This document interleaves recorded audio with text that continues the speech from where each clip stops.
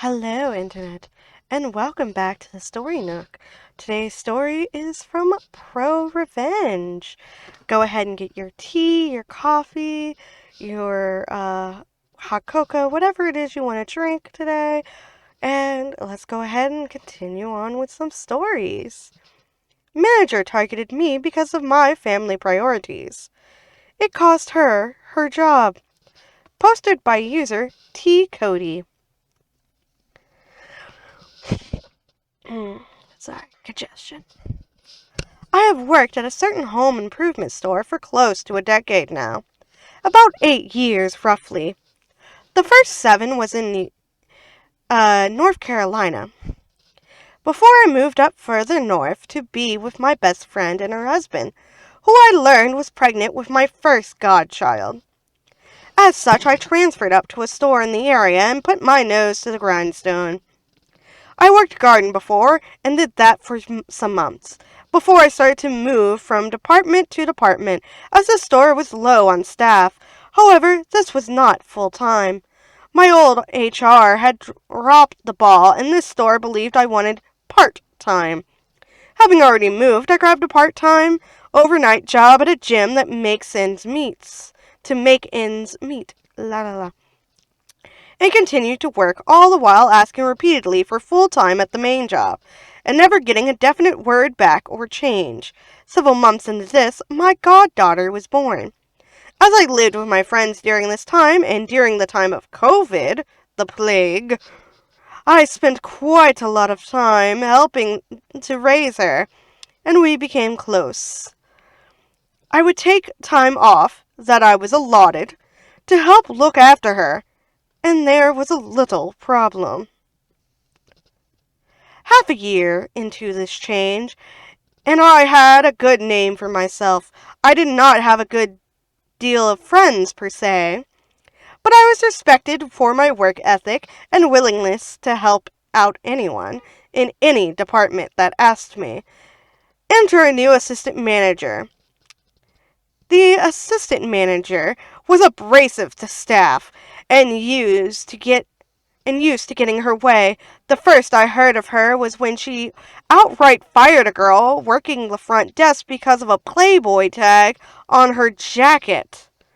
I myself and several other employees organized a walkout in protest of this and succeeded in getting the store manager to reverse the decision made by the assistant manager.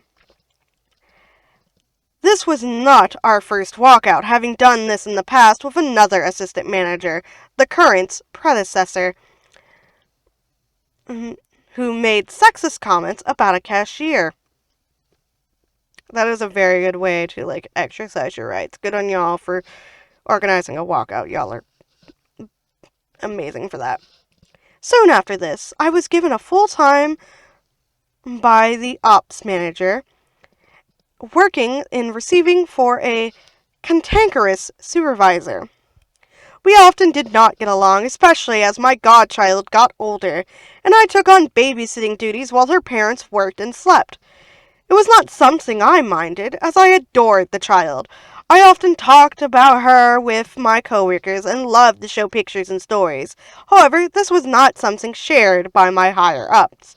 My supervisor was upset that I could not work overtime to help him, as we were the only two in receiving for the store, because of either my second job or babysitting. And soon after the second walkout, I was made aware of a rumor circulating around the store that the child was in fact my own daughter. I lost my line. There it is.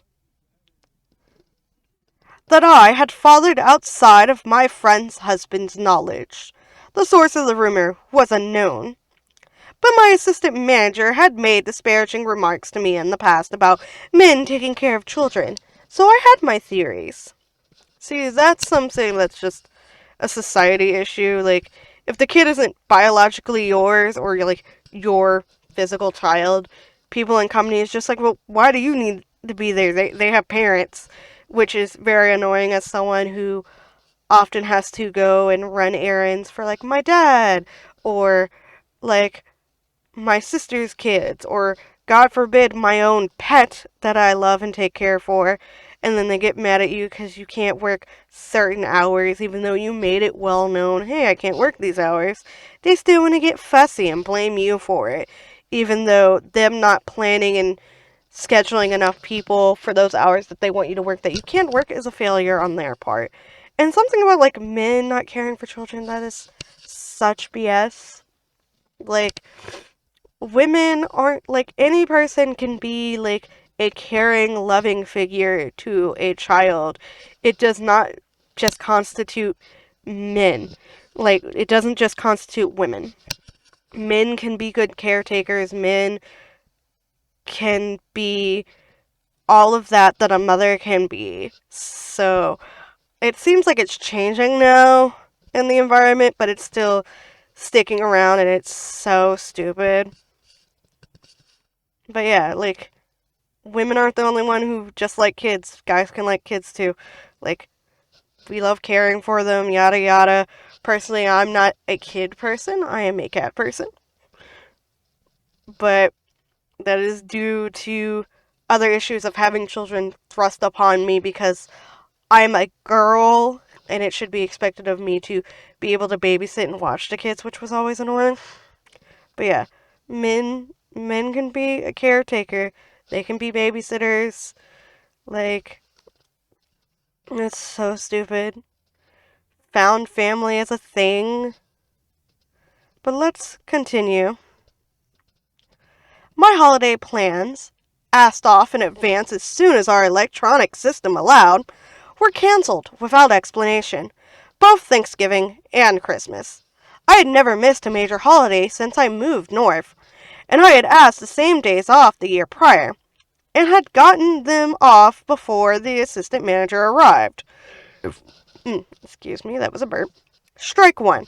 And soon after this, my supervisor, whom I worked closely with every day, had a positive plague test. Trying to avoid saying the plague's name to get around the YouTube guidelines of not getting a strike, forcing me, per company rules, to self-isolate until I could get a positive or negative test myself. During this week, as it took a full week to find a place with enough room to give tests, thanks to Omicron, that sounds like a transformer, I was harassed repeatedly by a text and phone call by both management and my supervisor to track down an at-home test and get back to work ASAP. All the while, I had to inform everyone I was in contact with, including my friends, family, and roommates, that I had been exposed to risking their own holiday trips and plans. Strike two. Thankfully, my test was negative. After a week after this, the Northeast gets slammed by a snow and ice storm. I drive a four-wheeled vehicle and so made it in. But near the end of my shift, I was made aware that my friend's husband had been injured and stranded in a car accident on the ice, and so I left to get them home, and their car to a service station.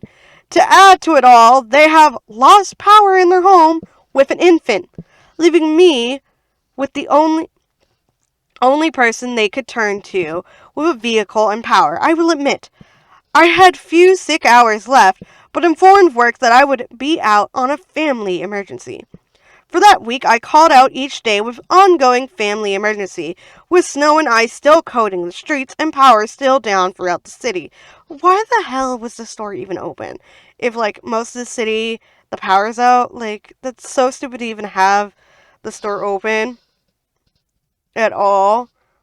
Like, no one's going to risk venturing out into that shit, and if they are, they probably aren't sane. And every day, I was hounded by calls from management demanding I return to work regardless. This wouldn't have not only risked my own safety, but would have stranded my family at my apartment with no way to get supplies or get home once the power returned. Strike three. I was done. Early in the morning that following Sunday, I walked into work and placed my resignation letter on HR's desk. This is an important later. I had tendered it to be immediate, as I live in an at-will state. Was it petty? Yes. I will freely admit that. I had given 8 years of my life to this company and asked very little in return.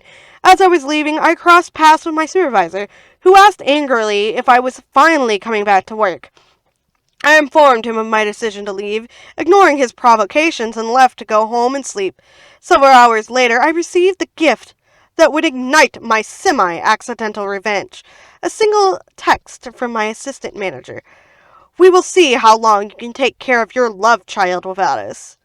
That is like such a bitch-ass fucking move. Like, OP quit an assistant manager is such a bitch. To be like, you'll come crawling back to us. Like, that's so annoying. Like, I just broke and I quit my job at the arcade. And, like, they were constantly, every time I would just be around or any of them saw me, they would ask me to come back to work. Like, they desperately needed me. Everyone, like, the security guards there were just like, it was such a dark day when you left. We weren't sure how anything was going to function. And I'm just like, and now the arcade's closed. Like, less than a few years later. So I'm just like, your management wasn't that great, now was it? To keep everything rolling. But to just send a text from someone who left with some petty shit like that, bitch, the fuck. Well, well. Seems I found my probable source. My friends had been made aware of this rumor from the start. I did not hide anything from them, and did not want any kind of rumor, however unlikely, to reach them from anyone but me. They are my closest friends and compatriots, and have given me the greatest gift in the form of my godchild, whom they insist I call my niece, as I am family. Love child feels like a slur against her, and I am not cool with that, and neither are they. La la la. Work on my speech, child. However, they informed me of the monumental screw-up my now former assistant manager had made. It was time for corporate HR to be made aware, and so I began to compile my evidence. The text from my supervisor, the call records, and the messages left, and this holy grail of a text message. If I was going to leave, I was at the very least going to give some blowback on the team that had been so willing to target me. As you should. Places with, like, hostile work environments like this fucking suck. What happened after is second hand from friends I had still at the store, and so I cannot entirely verify all of it, but the assistant manager played herself. The following day, a meeting of management and supervisors was convened, where the assistant manager made it known that I had been fired, not self-terminated, for job abandonment and immorality. And unless I am grossly misinformed about the nature of American retail work, immorality is not a viral event. To my supervisor's credit, he defended me to the assistant manager and was fired on the spot. The store's HR rep, having earlier gotten my printed termination letter on his desk, made it known that I had indeed not been fired but left on my own. And the assistant manager attempted to fire him as well, in front of the staff, and from there it spiraled. According to my source, the entire departments began to walk out or outright quit, having had their own problems with the assistant manager. Appliances. Quit to a man. Garden. Left with their own manager to work at a competitor's, as he had been working on this well before my saga began. Front desk. Walked out in protest as it came out that the assistant manager had threatened and blackmailed several Muslim part-timers to not wear their headscarves if they wanted hours, which I'm pretty sure could get her in trouble with the labor board, as that is a discrimination on religious rights. Lumber, receiving's main partner, quit. Pro desk.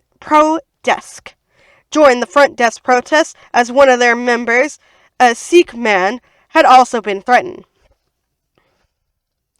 Cashiers. Both head cashiers quit, and the other trained cashiers walked out with the desk. Ops manager. Had informed the district manager and quit outright before he arrived, walking out with the HR rep and my old supervisor. My source's last report of the assistant manager is seeing her sprinting to her car after having heard that the district staff was inbound and the store manager was forced to shut the store down for the next 2 days. Last I've heard. I've been in contact with other injured parties, and we're compiling all the evidence we've collected as several of the families are hiring lawyers. I suspect the company will attempt to keep this quiet. I just never suspected that anything like this would happen. I have I have a full-time position at the gym upcoming, and I've been enjoying the extra sleep and time I get with my family. I'm never working 56 to 64 hours a week ever again, and I will never darken the doorsteps of that store again. I hope my assistant manager enjoyed the temporary rush of power. I suspect she won't get it ever again, at least not in manager positions. TLDR, an assistant manager got a power trip and harassed myself and several other employees, leading to her ultimate downfall and the biggest mass quitting I've ever been a part of. Which, bravo, your manager had that shit fucking coming. Let's just start there. Like, they had that shit coming. They had it coming. They had it coming.